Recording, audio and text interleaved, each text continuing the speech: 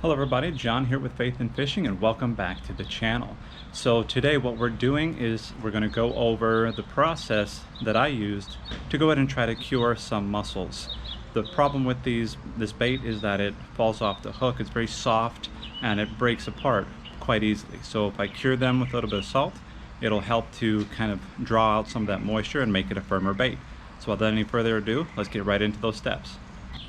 Alright, so the first step that you really want to do is get these mussels out of their shells and lay them out individually on one layer onto paper towels like you see here. I also put a layer of paper towel over top of them and press down a little bit on them to really help to draw the moisture out and let them sit for about 2 to 3 hours like that to really dry out.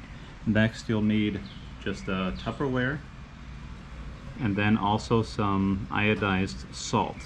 The way that we're going to go about this is that we're going to put a layer of salt into the Tupperware at the bottom and then lay mussels on top of that and then smaller layers of salt on top of that and keep piling it and alternating it until we're done with the whole process.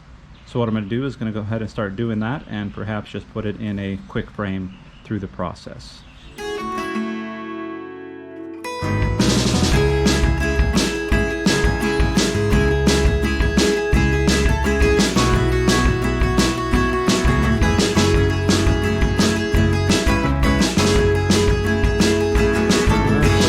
That's the end of it. Pretty much just got all the salt in there in different layers as you saw, and I'm going to let this sit for several days and it's going to draw the moisture out of there and pretty much make them a lot more firmer, and they will be cured through this process. So we'll see after it's done. I'll take them out and we'll take a look and see how they look after that. Right, so our brine has been sitting for about 2 weeks, a little over 2 weeks now at this point, and I would like to try to get these and take them out to try and see and fish with them. I'm taking them to a place where I know fish have been for me recently and give them a test. So these are those mussels. As you can see, the salt, it's gotten kind of clumpy. It's absorbed a lot of that liquid, and just dig one of these out real quick, and you can see it's got a firmer, more rubbery consistency, so that should stay on a hook a lot better than when they're fresh. So what I'm going to do is I'm going to take this and just put it through a sieve to separate the salt and the mussels, and then we'll go from there. So what I've got is I just got a bowl and I put this sieve over top of it, and we're just literally going to dump our mussels in here. Make sure we got them all. And all the salt there, it doesn't matter. We'll do something more with this later on. I'm just going to try to sift it to separate all of this from the salt. And the salt has absorbed a lot of water, so it'll be a little bit more difficult to sift it out. But it is working.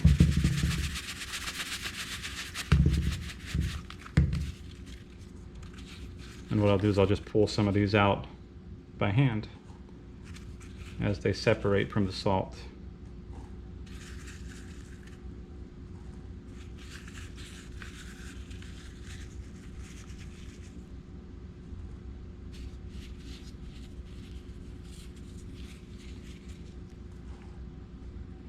And it's okay, you don't want to clear all the salt off of them. You do still want some salt on the mussels themselves, because what I'm going to do is I'm going to store these in a little baggie and take them with me today as I go fishing. And I'm going to want some of that salt to stay on these mussels.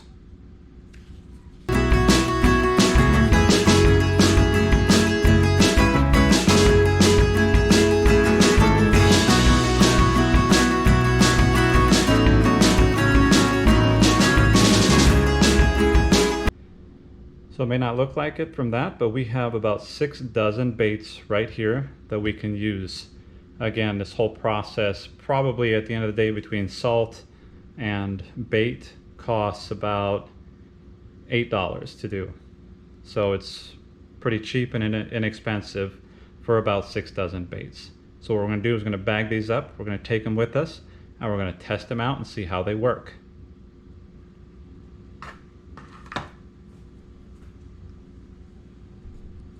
Also, now we've got all this salt. You might think, dang it, we've wasted this salt. It's going to be no good. That's not true. We can actually dry this out. We'll leave it out, we'll let it dry. All that moisture is going to come out of that salt, and we can reuse it for our next brine.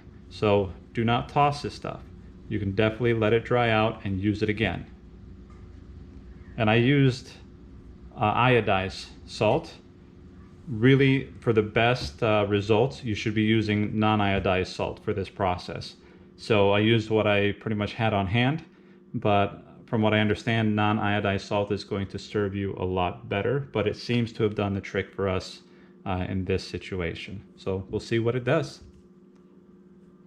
I fished for 4 hours with this bait and I did not get a single bite. I also had control baits with me and they didn't eat those either, so the fish simply just weren't there at that time. I will do a future video where I'm going to compare shrimp, fiddler crabs, and these cured mussels and see which ones they prefer. At least at that point, I'll know that the fish are biting, and it'll give us a clear idea of which would be the clear winner on a bait, and I'll let you know what that is. Don't forget to like and subscribe if you like the content, share it if you think someone else would benefit from it, and other than that, tight lines and be blessed.